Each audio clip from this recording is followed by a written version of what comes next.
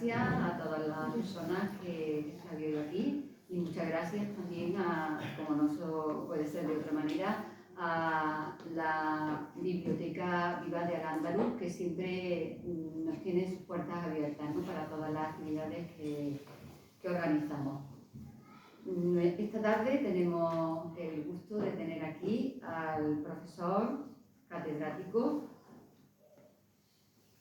Práxedes Caballero Risque. Ha sido catedrático de filosofía durante el tiempo de actividad, actualmente jubilado, de secundaria.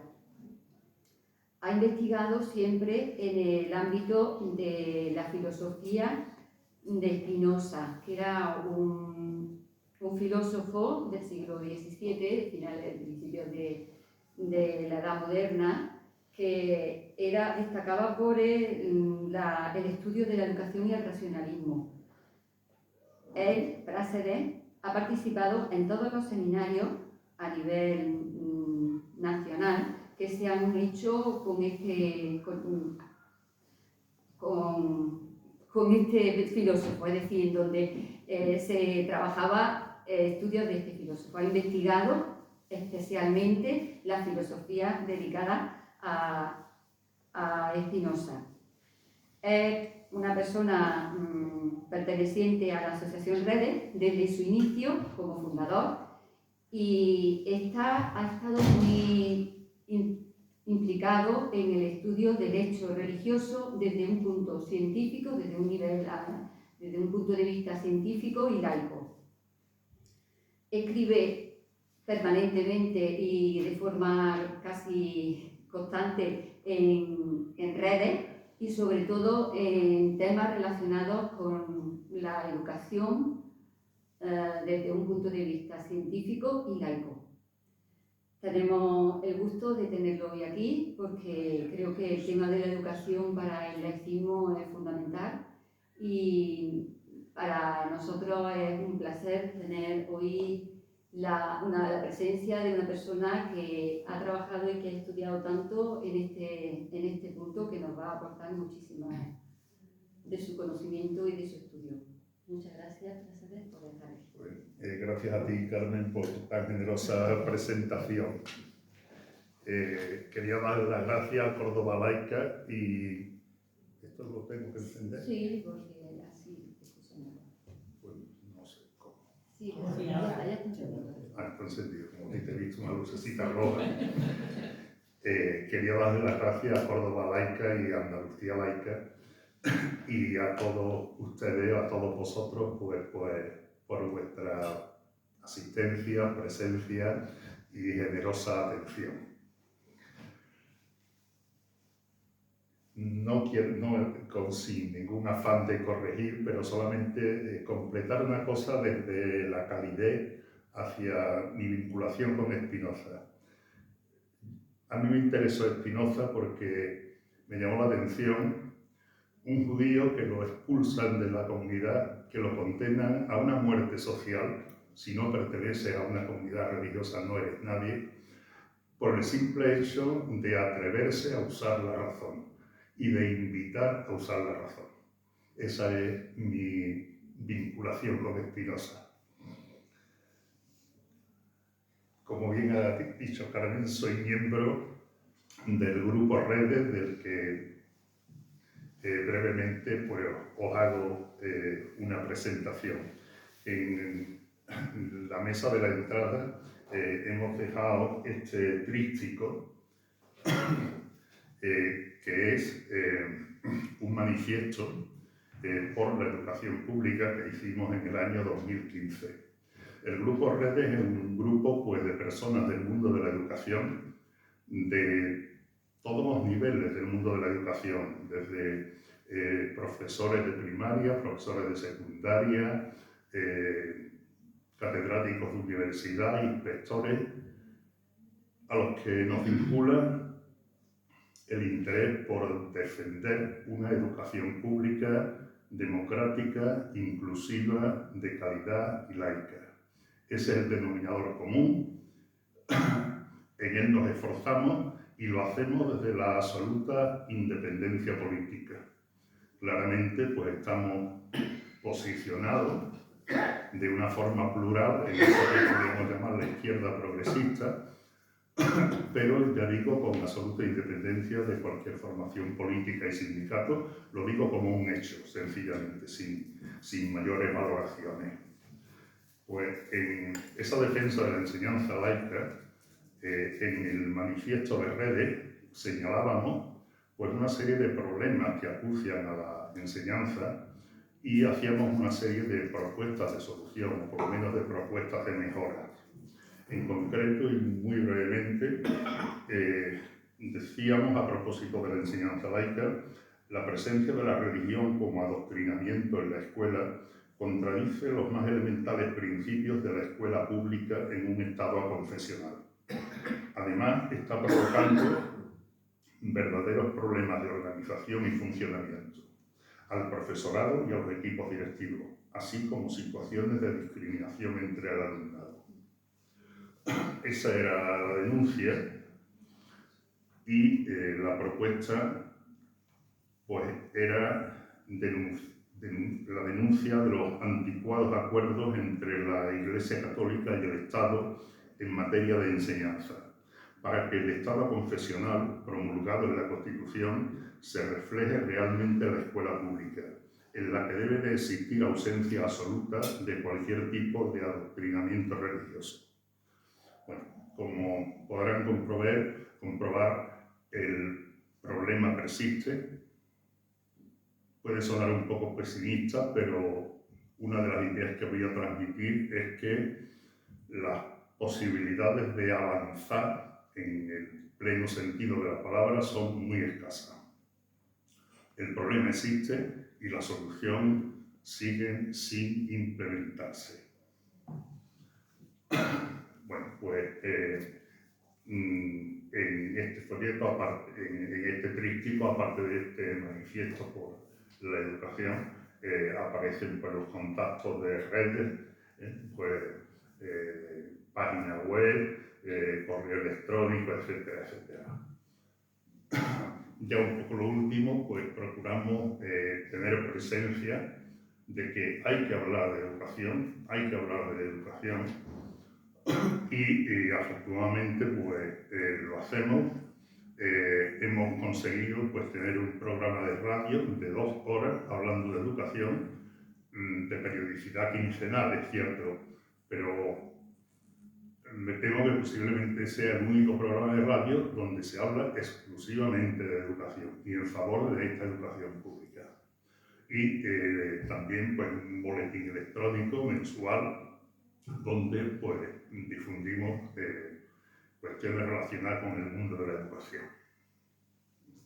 Bueno, sin más dilaciones, pues empiezo a hablar de forma un poco más específica del tema que nos ocupa, de la laicidad en la escuela.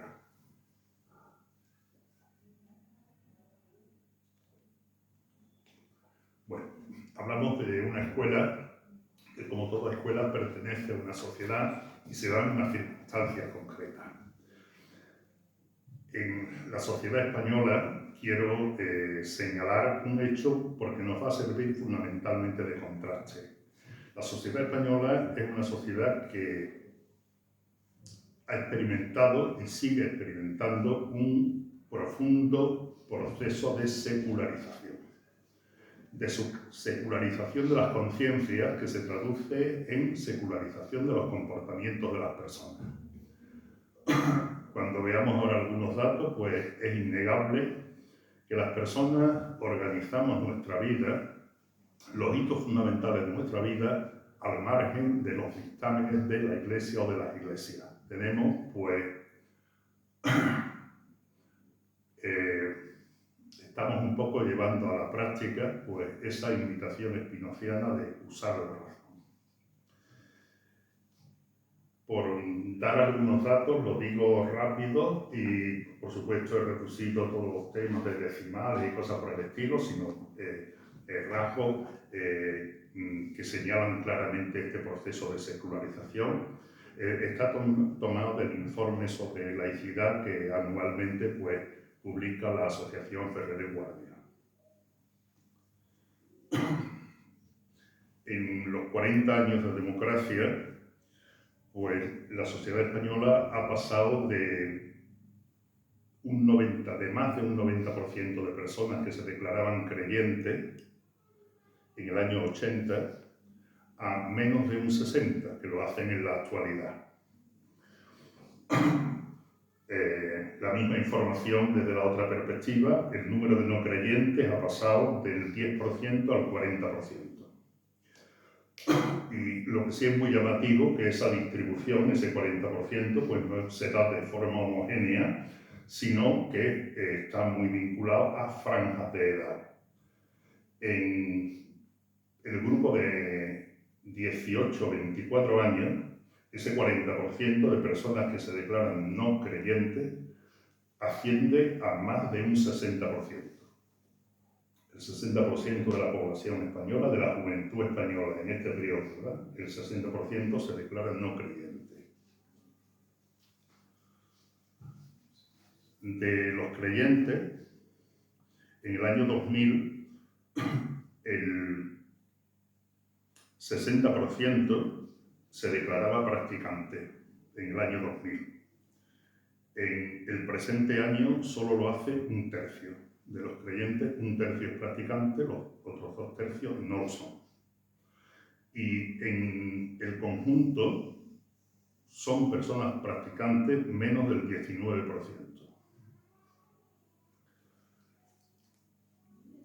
Un dato asociado a esto y que tiene su interés sobre todo pues, cuando se habla con cierta ligereza pues, de la catolicidad de los españoles, ¿no? A lo mejor, desde luego, su bolsillo no demuestra exactamente eso. En el año 2000, en la declaración de Hacienda, pues asignaban que, y esto, bueno, creo que todos lo tenemos claro, pero yo creo que muchas veces nos acostumbramos a realidades y llega un momento en el que no nos escandalizamos. Es decir, la Iglesia Católica es la única organización a la que el Estado le cede impuestos a los que renuncian.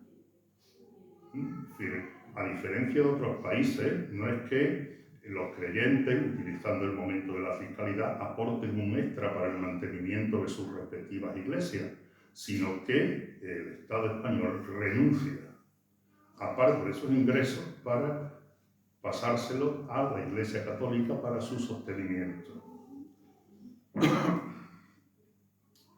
Entre los que asignaban, ponían la X solo para la Iglesia Católica o para la Iglesia Católica y otros fines de interés social, como sabéis pueden hacerse las dos cosas simultáneamente, pues en el año 99 era el 41%. Actualmente es solo el 33%, en los últimos años más o menos se mantiene el 33%. Curiosamente, esto no ha significado una merma en los ingresos de la Iglesia, sino que por el contrario han aumentado. Han aumentado de otras cosas, pues porque como es el 0,7 de tus impuestos, las personas que marcan la X, pues sus ingresos son altos, y un 0,7 de ingresos altos supone más dinero. Es decir, la Iglesia ha incrementado en torno a un 25% sus ingresos, aunque disminuya el número de contribuyentes. Un dato bastante llamativo. En el año 92, en este rito de paso que muchas personas, donde pues, la Iglesia establece cuáles son sus dictámenes, de cuál es el comportamiento correcto, en el año 92 los matrimonios civiles, por lo civil era solo el 20%, frente a un 80% de matrimonios confesionales. El año pasado, el número de matrimonios civiles es del 85%.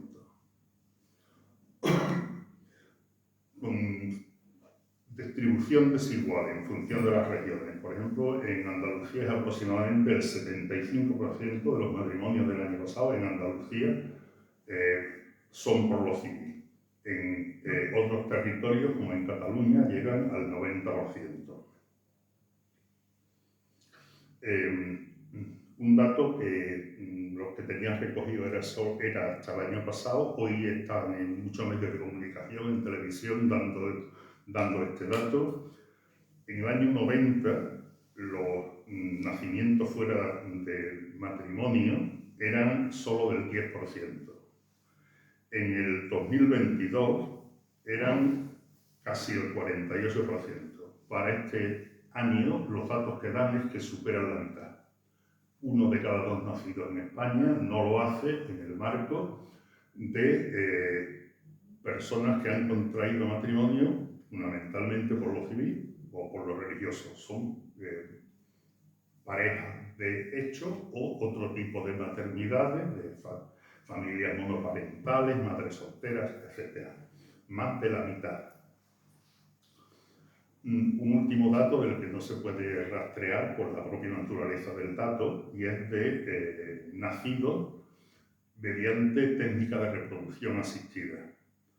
Los datos son ya del 11% de los nacidos el año pasado en España lo han sido por técnica de reproducción asistida. Como veis, un comportamiento de la sociedad española en todos estos aspectos pues que no coincide exactamente con las directrices de la Santa Madre Iglesia al respecto, es decir, estamos en una sociedad progresivamente secularizada.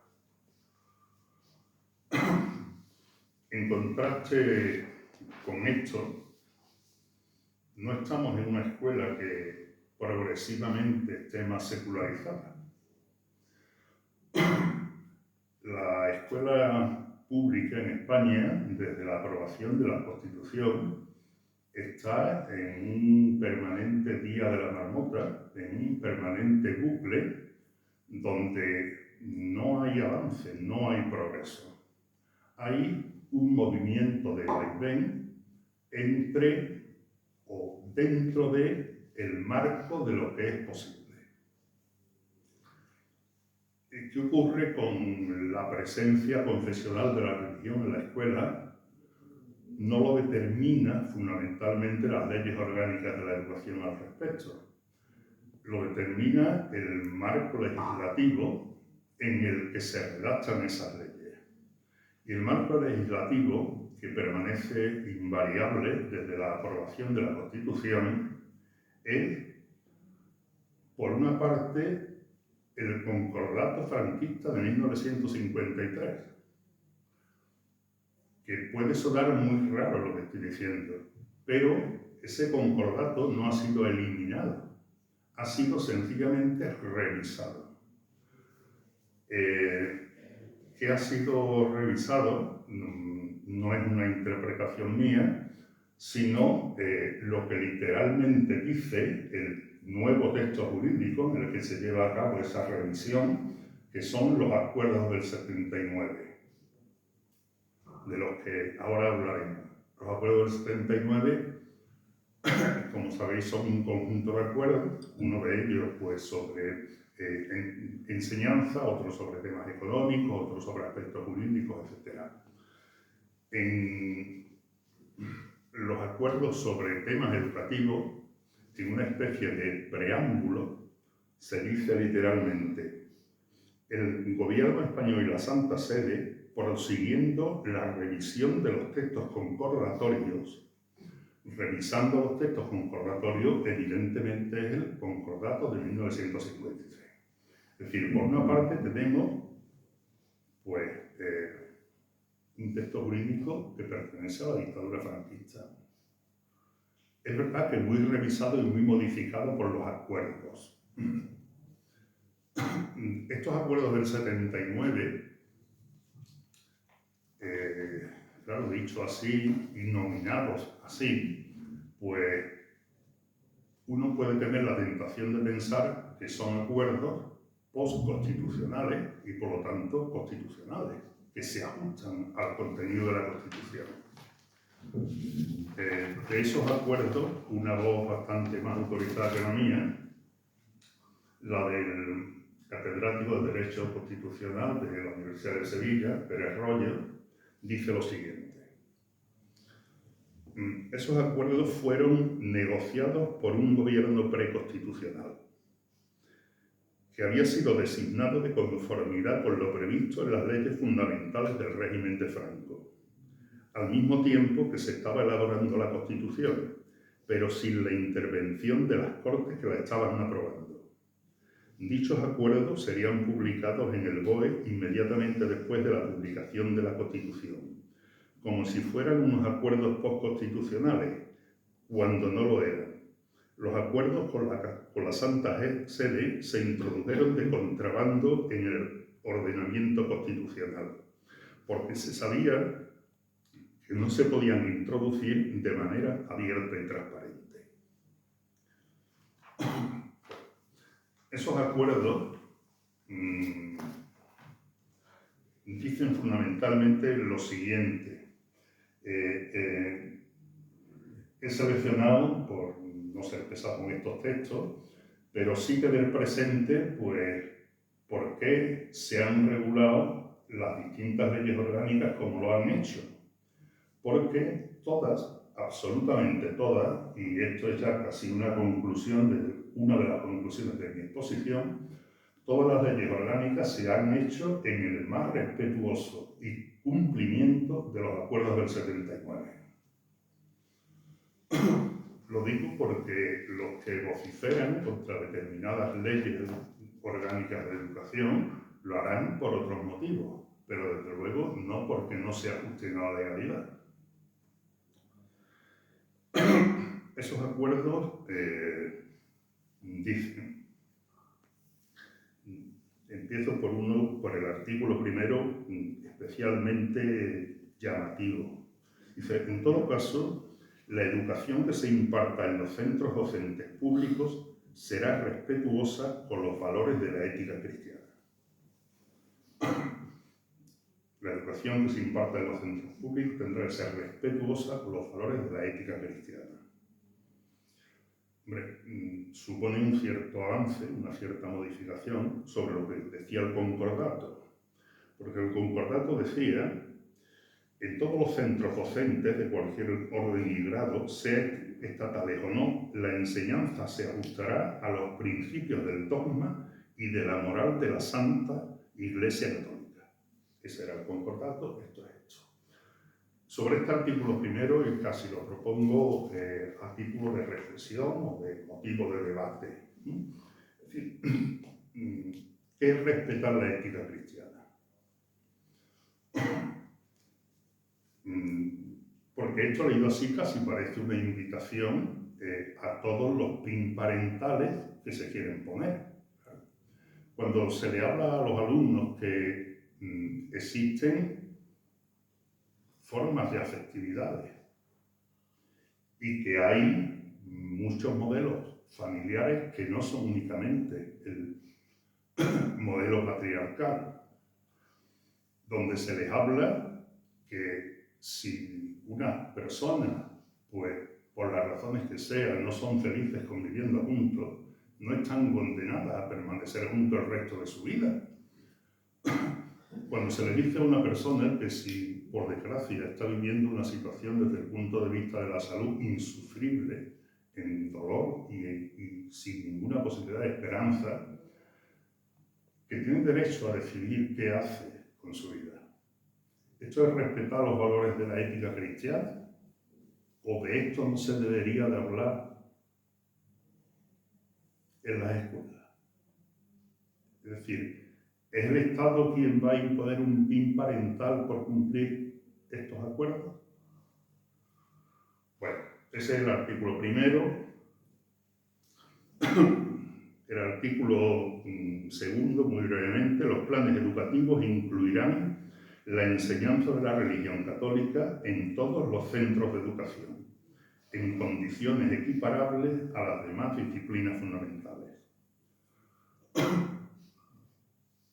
Señalo solamente una cosa, la religión, la asignatura de religión se considera a sí misma disciplina fundamental porque habla de otras disciplinas fundamentales, o sea que ella lo es, ¿no? Se autocataloga como tal y dice pues que debe de impartirse en condiciones equiparables, que no precisa mucho porque ya ha habido muchas sentencias de que condiciones equiparables no significa idénticas, ¿eh? Entonces que no pidan pues, lo que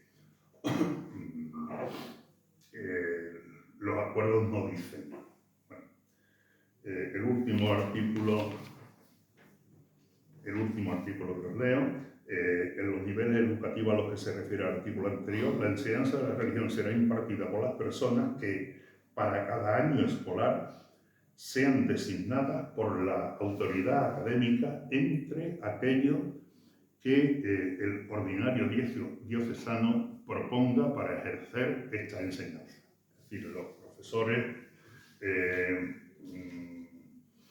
por llegar un poco a acuerdos terminológicos y sin ánimo de nada, pero yo creo que es bueno para aclararse, llamar a las cosas por su nombre, la asignatura de religión es catequesis y los profesores de religión son catequistas. Lo digo desde el máximo respeto.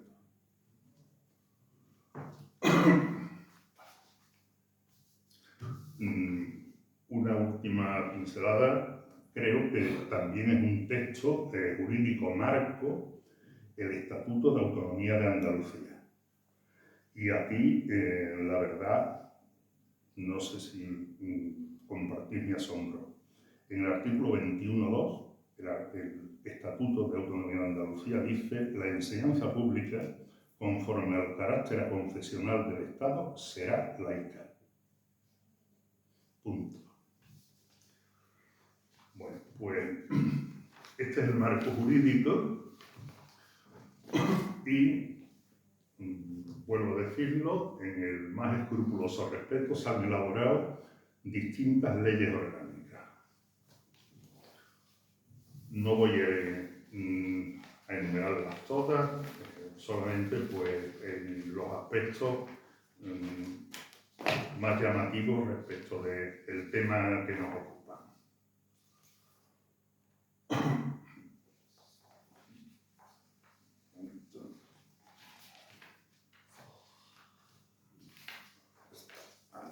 Tenemos delante, por si acaso. Bien.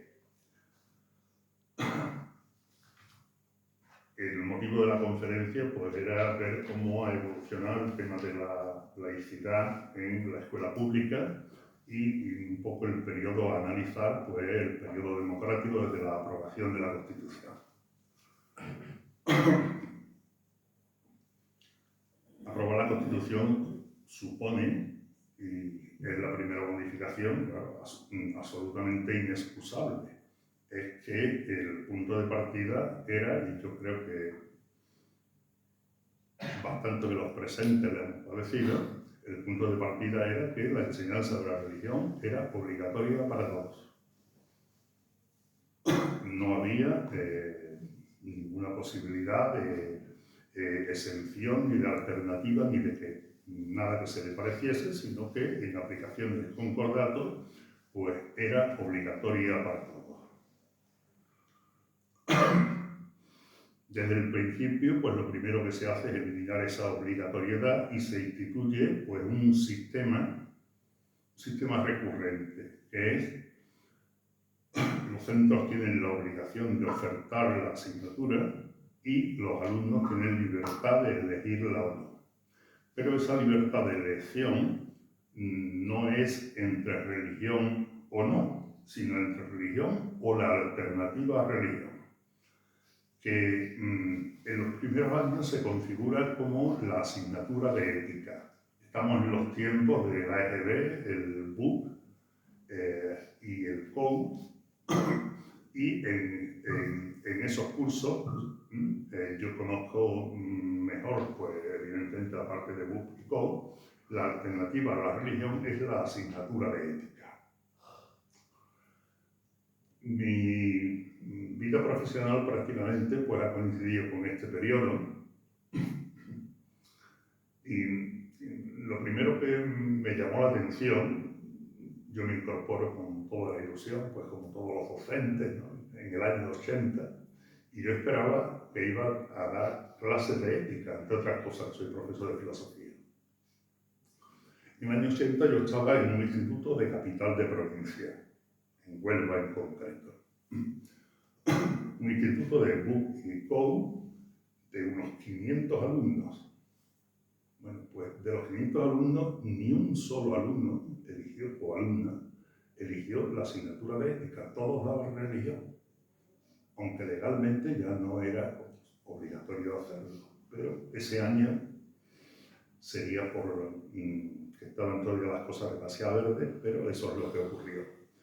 Lo mismo me ocurrió al año siguiente, ya era un instituto en un pueblo, donde el control es aún mayor,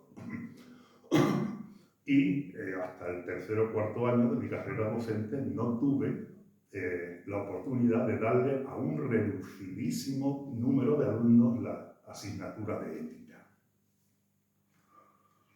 Este sistema de religión o ética, la primera reacción de la jerarquía católica fue absolutamente de rechazo. Yo no sé si es que le costó tanto el aceptar que ya la religión no es obligatoria, que le pareció nefasto. Algún obispo, creo recordar que era Monseñor Elías, dijo que la asignatura de ética podría ser utilizada como instrumento de adoctrinamiento marxista. Y hablando a principios de los 80, lo dijo y se quedó tan tranquilo. Es decir, la actitud era realmente de rechazo. Con el tiempo van descubriendo que le beneficiaba más de lo que ellos creían. Por una parte, legitimaba que, por supuesto, que la religión fuese una asignatura, por supuesto que fuese evaluable, legitimaba la presencia de la religión, y hacía una cosa fundamental, y lo digo ahora, aunque esto que cuento o que voy a exponer ahora vale para cualquier momento de estos 40 años. Hacía una cosa fundamental y era que si fallaba su capacidad de atracción para que los alumnos asistieran o eligieran la asignatura de religión, podían contar con que para algunos alumnos la asignatura de ética no por el contenido, sino por cómo se impartía como asignatura, suscitaba el suficiente rechazo como para incrementar el número de alumnos que daban religión. Eso ha sido así a lo largo de estos 40 años. Por irme a fechas muy recientes. Antes de la ley actual estaba la LOMCE, que sustituía la del periodo de la legislatura de Zapatero, y la Iglesia ya experimentaba año tras año que tenía menos alumnos de religión. Cuando se implanta la LOMCE, que vuelve al sistema de religión alternativa, etc., pues hay un incremento importante de los alumnos que eligen religión, fundamentalmente en bachillerato. Y por lo menos hay que reconocerle su sinceridad. El obispo Carlos Franco, obispo de Segovia, que en el organigrama de la conferencia episcopal es el responsable del área que se llama Enseñanza y Catequesis.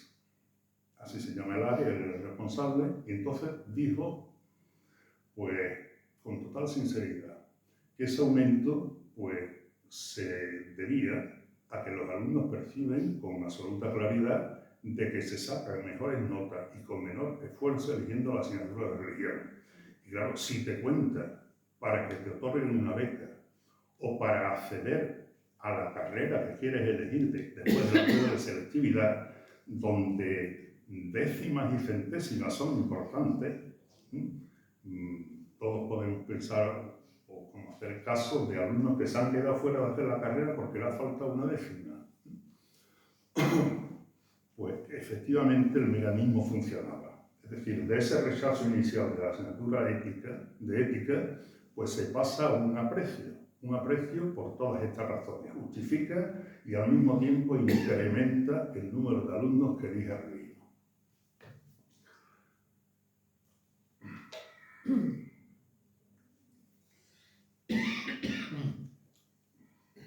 este sistema, lo digo ahora desde la perspectiva del profesorado, y lo digo también por experiencia propia. El sistema era realmente doloroso. El sistema era realmente doloroso porque, quisieras o no, las reglas del juego estaban establecidas y eran las que la Iglesia ponía en práctica, las que los catequistas ponían en práctica. Es decir, más de un profesor y profesora, el impartir esta asignatura, lo tuvimos que hacer pensando siempre que entrar en la dinámica que nos proponía la Iglesia era faltarle el respeto al alumnado, faltarle el respeto a la asignatura y faltártelo a ti mismo como docente. Pero eso era lo que había. Ya era decisión de cada uno, pues, a qué jugaba. Este sistema, además, tenía un elemento muy negativo que seguimos pagando. Y es que cuando hablamos de formación en valores y hablamos ya sea de la extinta asignatura de ética, ya sea de esa asignatura que era educación para la ciudadanía, ya sea de la actual de valores éticos cívicos, ya hemos perdido una batalla. Y la batalla es que entendemos que esto interesa y se le ofrece exclusivamente a quien no ha decidido fortalecer su fe y formarse como creyente. Es decir, el Estado abona el tremendo error de pensar que la condición de ciudadano es sustituible por la condición de creyente. La condición de creyente es una elección particular y el Estado y la enseñanza pública, nuestra primera obligación, es formar personas y ciudadanos. Irrenunciable. Y es un deber para con todos, no para con los no creyentes. Ese error se ha mantenido a lo largo de todo el sistema, de toda la historia del sistema educativo. Por ser más preciso, es cierto que en ese avance, que sí ha habido cosas y que hay que valorar efectivamente como avance, ¿no? Es cierto que hay asignaturas que se ofrecen para todo el alumnado con carácter obligatorio. Por ejemplo, en el presente, hablando en el presente, pues esta que llamamos de educación en valores éticos y cívicos. Sí se hace, pero claro, uno observa la cuantía, es decir, qué importancia, qué peso se le da, ¿no?, en el tiempo lectivo a esto, y es prácticamente simbólico. Es prácticamente simbólico. Por irnos al presente, en los LOE, Educación y Valores Cívicos, se da un solo año en toda la etapa de primaria, de los 6 años de primaria, un solo año en el último ciclo de esa etapa, y en los 4 años de la ESO, de secundaria, en un solo curso también.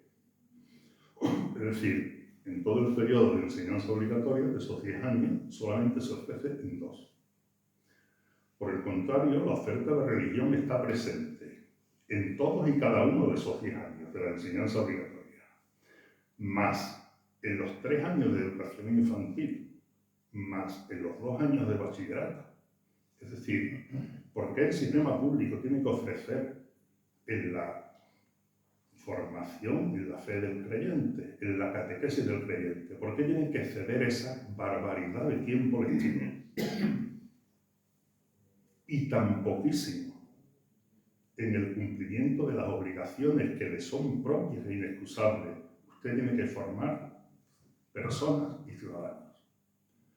Eso ha sido así y así sigue siendo. Yo creo que la obligación un poco del conocimiento no es de ser optimista ni pesimista, sino de ser lo más realista posible. Entre otras cosas, pues para poder ser optimista o para poder saber ser optimista. ¿Qué es lo que ha ocurrido en todo este periodo? Pues, como decía, lo que ha habido es un ciclo de vaivenes, Cuando gobierna el PP, pues tiene muy claro qué es lo que le pide la Iglesia. Y la Iglesia le pide, primero, que la asignatura de religión tiene que tener una asignatura espejo, alternativa, etc. Y que elegir una u otra tiene que ser obligatoria. Por supuesto que las dos tienen que ser evaluables, pero evaluables no solo a los efectos, como lo es ahora con los LOE. La religión es una asignatura evaluable y cuenta para la titulación del alumno y para la promoción del alumno. ¿Claro? Si en un centro se establece que un alumno promociona de curso si tiene menos de 3 asignaturas suspensas, pues si tiene más de 3 y una de ellas es la religión, no promociona. Y si para obtener un título, por ejemplo el de graduado en la ESO, pues hay que cumplir una serie de requisitos académicos, la nota de religión cuenta en el cumplimiento de esos requisitos. No cuenta, actualmente la LOE, afortunadamente, pues no cuenta ni para las becas ni para el acceso a la universidad, que es lo que la Iglesia pide y lo que siempre el PP ha establecido en todas sus leyes. Alternativas, las dos son evaluables, obligatoria la elección entre una y otra y con efectos académicos en todo esto. Un avance, y hay que reconocerlo, pues lo que vino después del sistema religión-ética, que vino muy tardíamente. Es decir, el PSOE accede al poder por primera vez en el año 82, con una mayoría absoluta, y el sistema de religión ética seguía un curso y otro curso y otro curso hasta bien entrados los 90. Es decir, en ese tiempo no era prioritario, no fue o no se consideró prioritario cambiar aquello. Se produce un avance cuando la alternativa a religión, la que sea, o en lo que consista, no es evaluable. Es una situación temida, ¿no? Y temible para la Iglesia porque te toca encontrar motivos y alicientes positivos para que los alumnos elijan religión. ¿Cómo vendes o cómo consigues hacer atractiva a los alumnos la elección de religión? Ellos pues piensan un poco con la lógica de mercado, ¿no? Que si es competencia desleal, que si, etcétera, etcétera, etcétera. Ese es un avance, y es un avance el haber introducido esas asignaturas, aunque sea de forma tan tímida y tan exigua en cuanto a tiempo horario en comparación con la otra. Sobre lo de esta organización, esto no lo digo por experiencia propia porque por el bien de los centros donde yo he estado nunca he tenido cargo directivo. Me declaro absolutamente incompetente para cuestiones de organización de centros. Pero bueno, hasta donde llego entiendo el problema. El problema es que organizar los horarios de un centro y la actividad de un centro es una cosa muy compleja y que la presencia de la religión como asignatura es muy disruptiva. Crea muchos problemas. El primero, pues que casi es una burla, tener que oír hablar de criterios pedagógicos para la concepción de horario. El criterio pedagógico es que un día te llega una persona, que es la persona que va a impartir las clases de religión, y te dice: yo tengo que compartir con 3, 2, los centros que sea, y solamente puedo dar clases los martes y jueves de tal hora a tal hora. Y a partir de ahí se hacen los horarios. Eso hay que tenerlo en cuenta. Lo de actividades alternativas, etcétera, etcétera, pues yo lo entiendo. Toda esta etapa, ese alumnado es menor de edad y su custodia y su integridad física pues corresponde a los centros. ¿Qué se hace con los alumnos? ¿En qué se ocupan los alumnos que no quieren recibir catequesis? Muchos de estos montajes es sencillamente pues, para encontrar una solución al problema que la presencia de la religión crea. No tiene otra función ni tiene otro sentido. Eso se ha venido padeciendo y se sigue padeciendo. Por hablar de otros problemas que genera la religión y que es una constante a lo largo de todo este periodo. Os he leído algunos artículos de los acuerdos en materia de enseñanza, en el que se dice que para cada curso académico el profesor o la profesora de religión será nombrada entre quien proponga pues el diocesano de turno. Para ello tiene que darle lo que es la declaración eclesiástica de idoneidad. Si la tiene, la administración está obligada a contratarle. Si la tiene y es quien propone el ordinario diocesano, la administración está obligada a contratarle. Y si no la tiene, no puede renovarle el contrato curso a curso, aunque esté contratado como laboral indefinido, etcétera, etcétera. Pero sin eso, por el escrupuloso cumplimiento de los acuerdos, el Estado no puede renovar. Bueno, ¿en qué consiste el problema?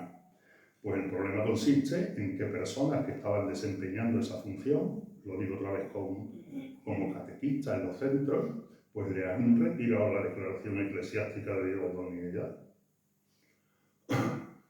¿Por qué? Pues algunas veces se molestan en decir por qué no se la renueva.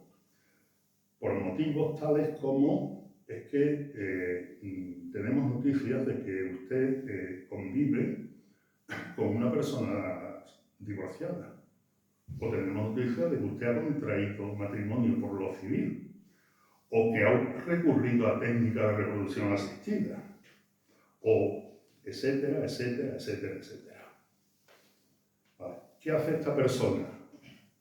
Pues la persona ir a los tribunales y plantear una demanda. ¿Qué suele ocurrir? ¿Qué suele ocurrir? No, ¿qué ocurre invariablemente? Pues invariablemente ocurre que los tribunales fallan a su favor y condenan, y esto es de lo que quiero hablar, condenan al Estado a que cumpla la sentencia. La sentencia es que lo readmita y, por supuesto, que se le abone y se le indemnice con todos los honorarios que ha dejado de percibir porque no ha sido contratado.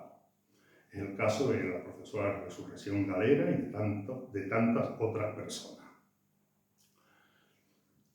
Me acordaba de una figura de la que habla el profesor Marina, una figura curiosa, que estaba instituida en la corte francesa.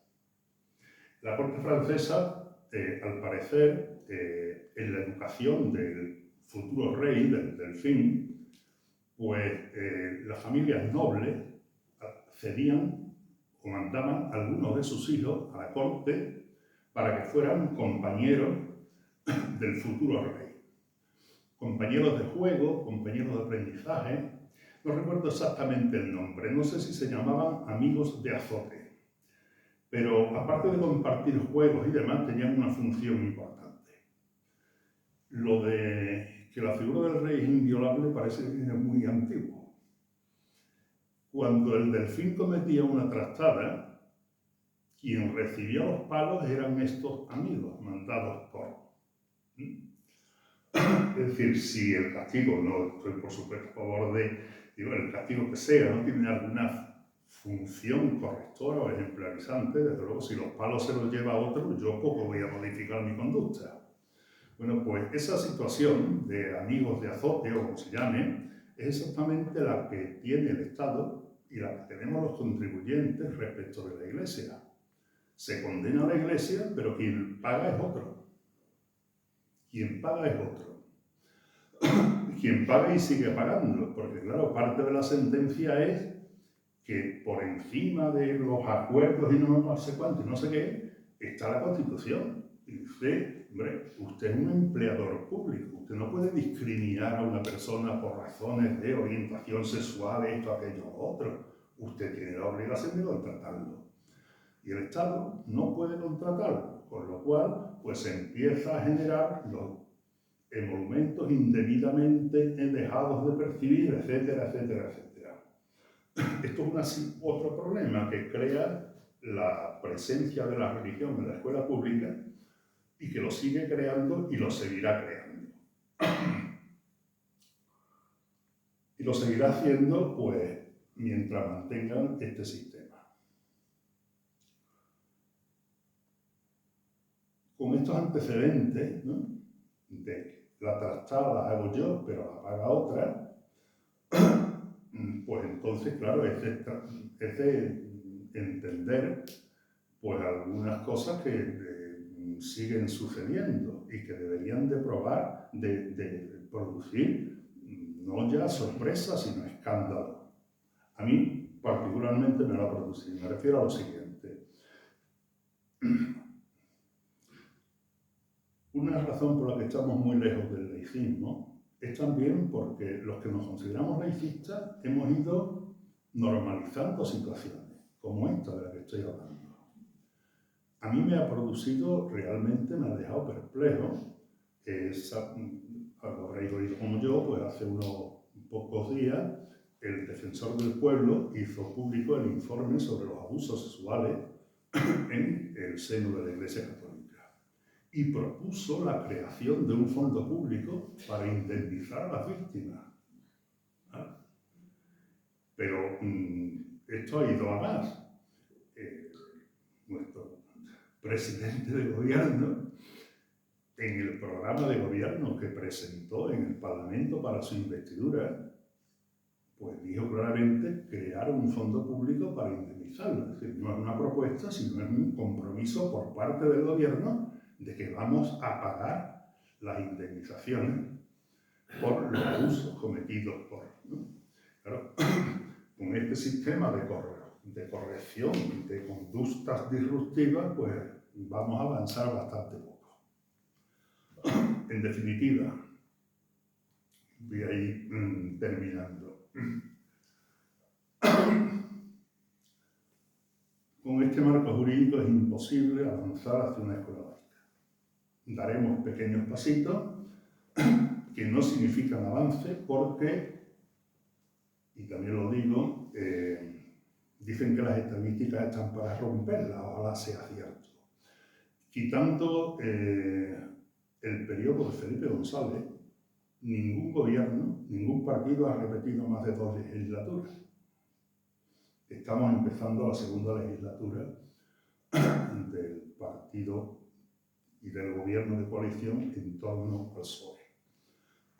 Es decir,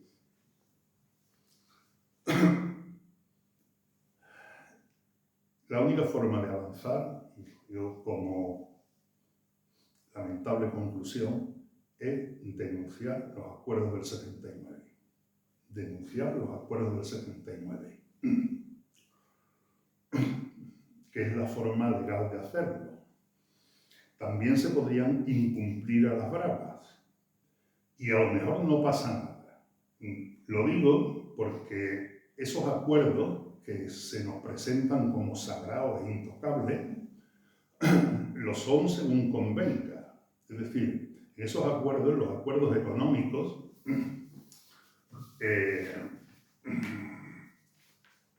en el terreno económico se firmó el acuerdo por el que la Iglesia se comprometía, dice en el punto 5 del artículo 2, la Iglesia Católica declara su propósito de lograr por sí misma los recursos suficientes para la atención de sus necesidades.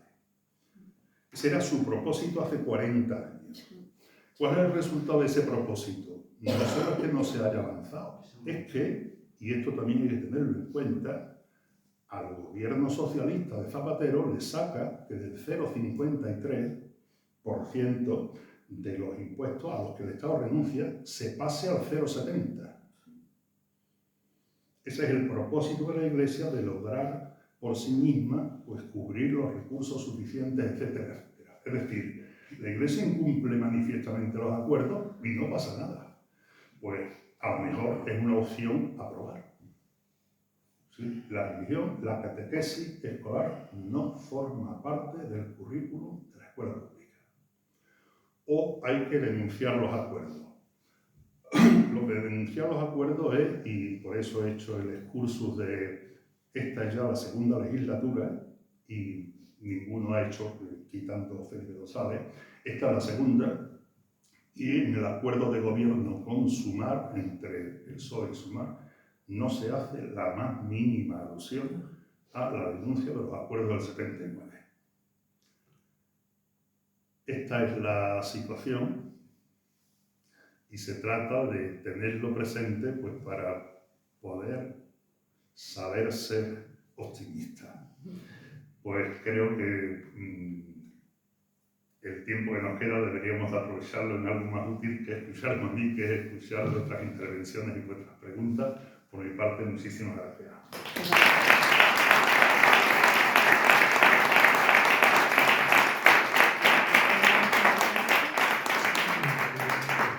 Turno de palabra para quien quiera hacer alguna pregunta o que le haga alguna aclaración. Pide varias Para poder responder. Tenemos Hay ahora mismo dos palabras. Mucho hasta las 8:30. Sí, porque tiene que volverse a Sevilla. ¿Hay dos palabras pedidas? Bueno, pues le damos esas dos palabras, Manolo y Aureliano. Manolo, ¿empieza?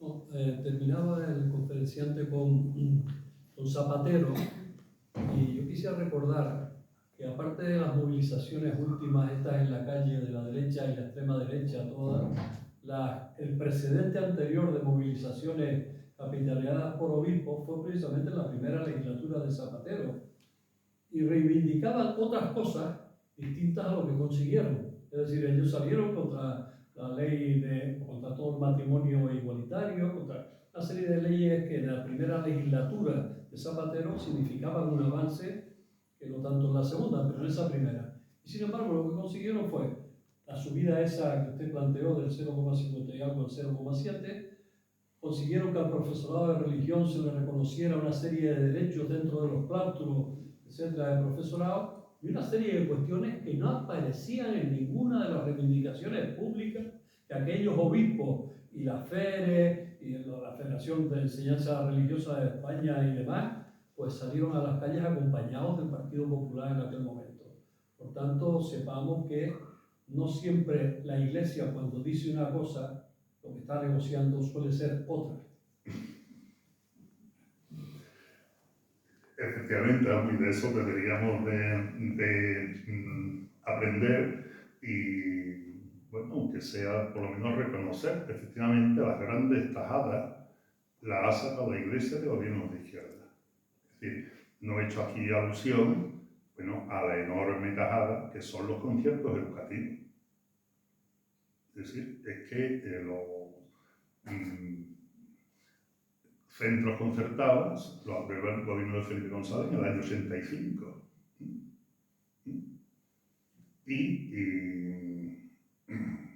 parece mentira que el espíritu con el que se crea, es decir, bueno, en parte yo entiendo, ¿no? Es decir, hay que atender, hay que llegar a toda la población y el Estado no tiene suficientes medios, se consigue, pero esto tiene carácter subsidiario.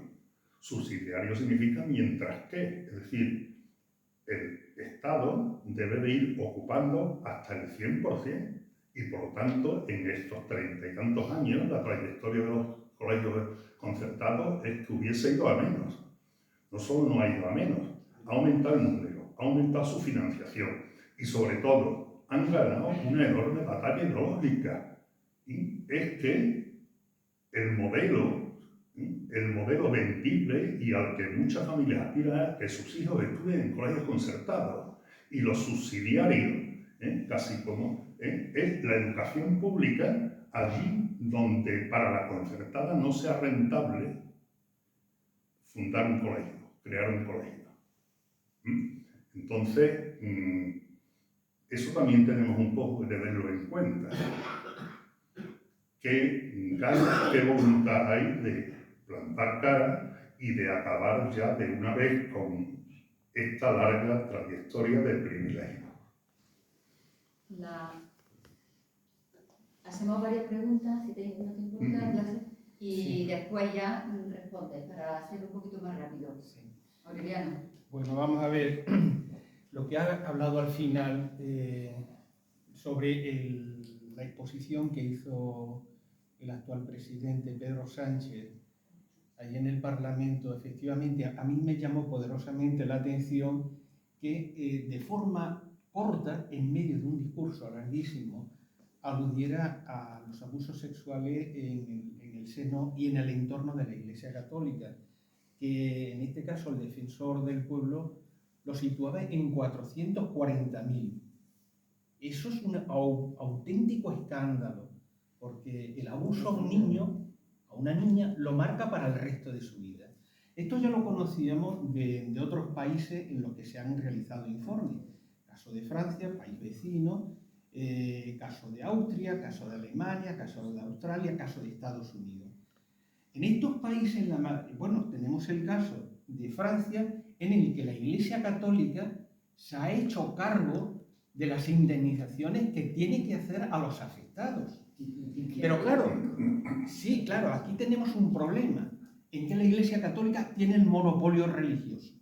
A diferencia de Francia, que Francia tiene la Iglesia Católica que contrastarse con las iglesias reformadas, es decir, con la Iglesia protestante. Allí no tiene ese monopolio, no tiene esa fuerza. Yo creo que este es un punto importantísimo desde el punto de vista de la denuncia de los que somos laicos a trabajar.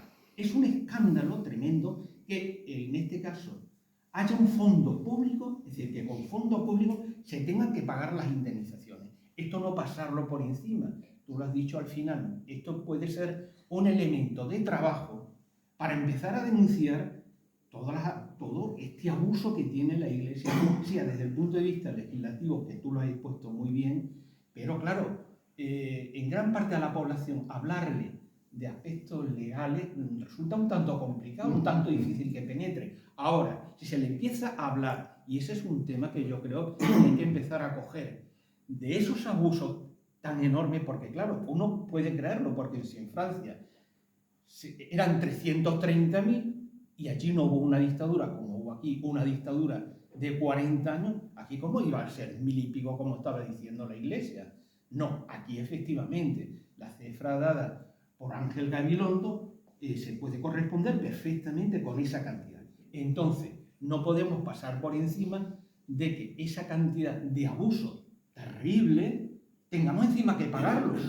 Eso sería tremendo. Y eso yo creo que sí la gente lo podría entender. Que cómo se va a pagar con impuestos, con los impuestos públicos de todo, aquello que se ha dado dentro del seno de la Iglesia. Y yo creo que eso sí penetraría en la gente, porque ha expuesto bastante bien las dificultades que presenta y todos los mecanismos, porque también un tema que curiosamente puede ser, si quieres lo puedes comentar, es curioso que se esté durante 10 años dando religión y sin embargo los datos que se están recibiendo en el ámbito de creencias, en el ámbito de la juventud, el 60% los jóvenes de ahora digan que no creen. Entonces, ¿para qué sirve darles religión si finalmente lo que hace es fabricar no creyentes? Es decir, esta iglesia parece ser que es un mercado persa, que lo único que está buscando es beneficio y poder, pero no verdaderamente valores éticos cristianos, que eso parece que no le importa tanto.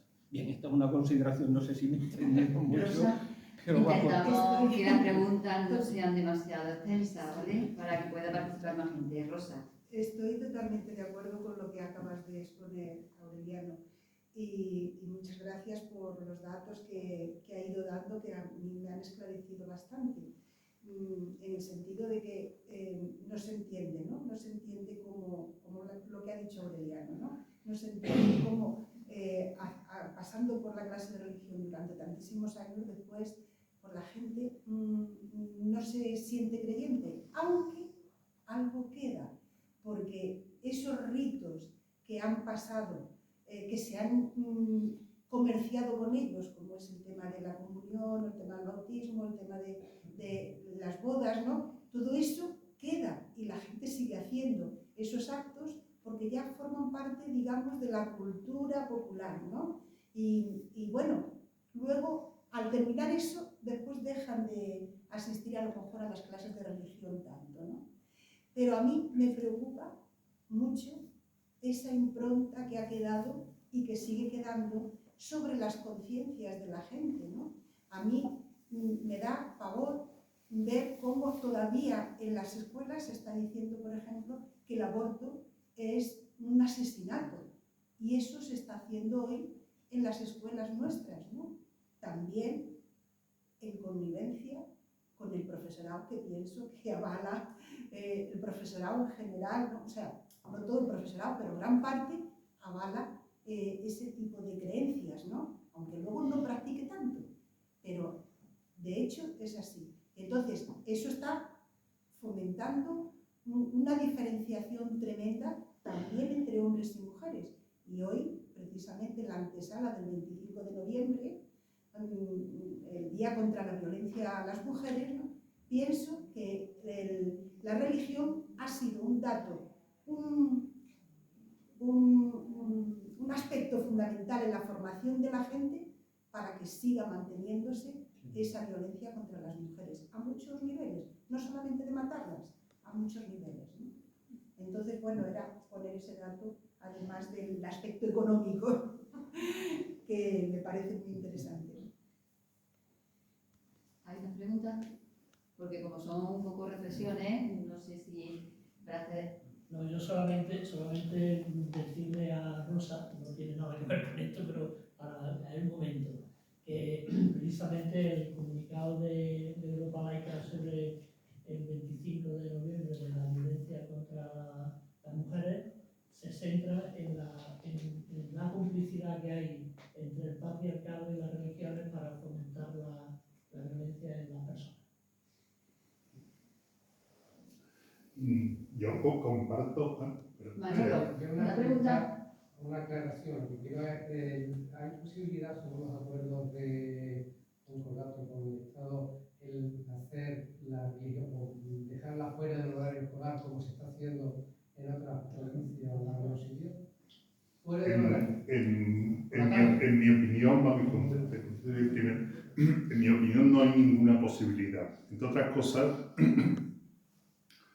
porque esa es la batalla fundamental que tiene la Iglesia. Es decir, cuando hablamos de horario escolar nos referimos fundamentalmente a una cosa. O sea, cuando se habla de impartir fuera del horario escolar, la Iglesia no necesita para nada las aulas. La Iglesia es el mayor propietario de bienes inmuebles de este país. Tiene locales a reventar. El problema es cómo los llena. Entonces, yo no necesito el espacio del aula.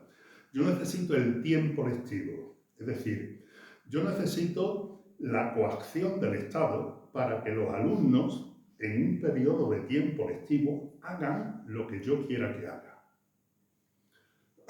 Esto dicho así puede sonar un poco fuerte, pero es sencillamente así. El Estado, repetimos la definición de Weber, es quien posee el monopolio de la violencia legítima. Y si lo pensamos, un españolito recién nacido, prácticamente la única obligación que tiene, pero obligación, es permanecer al menos 10 años en el sistema educativo. Puede ser que hasta no pague impuestos en su vida, pero pertenecer, asistir al sistema educativo la tiene. Es decir, el Estado controla qué hace un individuo durante 10 años de su vida, 200 y pico días al año, 6, 5, 6, 7 horas al día. Entonces, ese control de tiempo es el que para la Iglesia es irrenunciable. Lo que a la Iglesia le funciona es los que dan religión, no hay problema, pero ¿y los otros?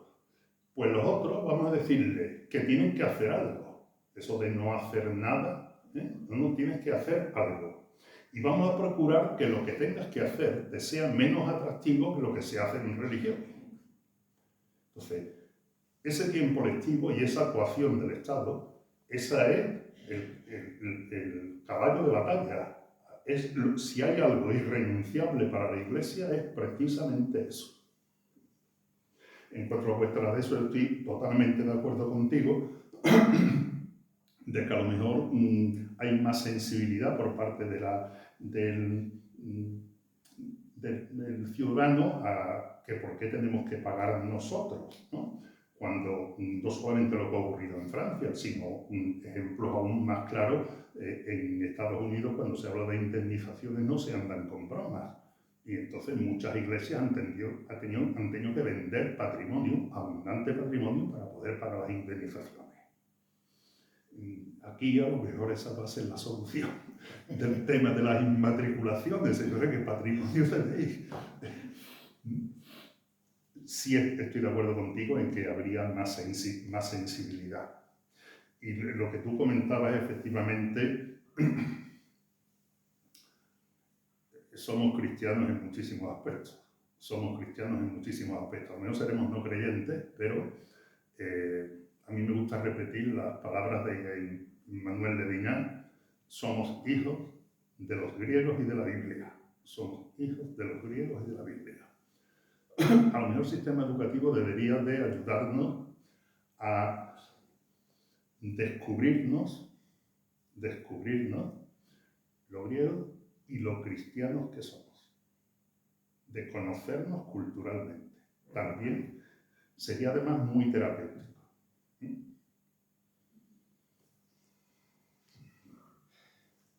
Usted ha dicho que la única solución sería o denunciarlo o no cumplirlo. Como ciudadanos, ¿cómo podemos hacer o quién podemos empezar a dar el primer paso para no cumplir esos concordatos? Yo creo, vamos, que en este terreno yo creo que hay muy poco margen de actuación, no decir ninguno, es decir, excepto que se produzcan, no sé, sublevaciones en los centros docentes, el equipo directivo se niega a matricular alumnos, etcétera, etcétera, etcétera, ¿no? Es decir, eso tiene que ser una decisión del gobierno.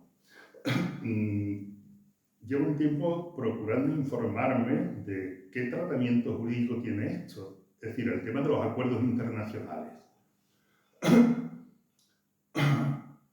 Yo todavía no he conseguido, y lo digo abiertamente, saber, hay varios tipos de acuerdos internacionales. Uno, en el que cuando se firma el acuerdo, las partes se reconocen mutuamente el derecho a dejar de cumplirlo cuando una de las partes pues, no le vea interés a seguir manteniéndolo. Pero en otros se comprometen a que el acuerdo hay que seguir cumpliéndolo. Y ahora habrá que buscar un tribunal de arbitraje que diga en qué términos se revisa, etcétera, etcétera, etcétera, etcétera. Me imagino que en esto la larga experiencia de la Iglesia nos da 20 vueltas y estoy seguro de que los acuerdos están atados y bien atados. No va a ser fácil. Sí, bueno, yo ya que aprovecho, a mí se me oirá como la voz de Yahvé a Moisés, bueno, no se me va a ver, pero aprovechando que usted es de filosofía, el deterioro de las asignaturas de filosofía y cómo la religión se da cada año, y en cambio en filosofía ya no solo el daño que se le está haciendo a ética o a asignaturas que estaban, Sí. que tienen también relación con hasta los comités de bioética que hay en España, donde hay miembros del Opus Dei. Con la eutanasia había un comité de bioética que un catedrático de Pamplona era Sí. del Opus Dei, que, es algo que es contradictorio totalmente con lo que sería un comité de bioética al hablar de un tema, ¿no? Sí. Yo, naturalmente, que soy firme defensor del estudio de la filosofía, si pensáis que es por razones corporativas, pues, perfecto, es lo de menos. Pienso que la filosofía tiene mucho que aportar y sobre todo tiene por lo menos que ser un frente, una barricada contra la cultura dominante. La cultura dominante de la utilidad y la productividad acabará con todos nosotros. Lo de ser crítico, reflexivo, etc., es fácil decirlo, pero como todo, lo que no se practica, lo que no se cultiva, lo que no te tomas en serio, es palabrería. Entonces, estamos asistiendo a esa batalla y no nos va nada bien, no nos va nada bien. Lo que se valora, el saber, y me parece muy generoso llamarle saber, pero bueno, el saber que se valora ya sabemos cuál es, vinculado a las necesidades del sistema productivo. ¿Sí? Hoy una persona culta es si domina las nuevas tecnologías y sabe inglés. Y en inglés, como en cualquier otro idioma, pues se piensan y se dicen también muchas estupideces. Y a lo mejor tienes el problema de que solo dices estupideces, hablas menos lengua, dominas menos los medios y párate a cultivar otras cosas. Yo defiendo que la filosofía tiene que tener presencia, y sobre todo permitámonos el lujo de que lo valioso no tiene por qué ser útil en el sentido grosero de la palabra. Una cosa pequeña. Es una anécdota, porque yo en las estadísticas estas de creyente y no creyente, yo no me considero ni creyente ni no creyente. Yo no estoy en esa estadística porque para mí no existe Dios. Por lo tanto, no soy sujeto a creer o no creer. No soy de creencias, ni de religiones, ni de sectas. No soy de ningún tipo de creencia. Por lo tanto, no estoy... La gente que somos así, como, por así decirlo, laicos un poco de por sí, o de forma de ser, no estamos recogidos... Y me estoy basando en todo el conocimiento que dices tú, que hay que basarse en el conocimiento de Grecia, de Roma y de todo lo que lleva detrás. No me baso en la ciencia infusa, sino en el conocimiento. En honor de la verdad, yo he simplificado las estadísticas. Y conocimiento de la política, de la sociología y de mucho. Las estadísticas, como están hechas, reflejan creyentes, no creyentes, agnósticos y gente que manifiestamente dice que no le interesa el tema. Que la palabra ni se pronuncia. es desacertada, porque yo no me siento incluido para nada. Bueno, pues muchísimas gracias. Gracias a vosotros.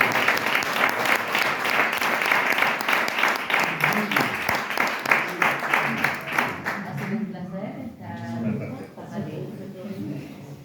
Si alguien no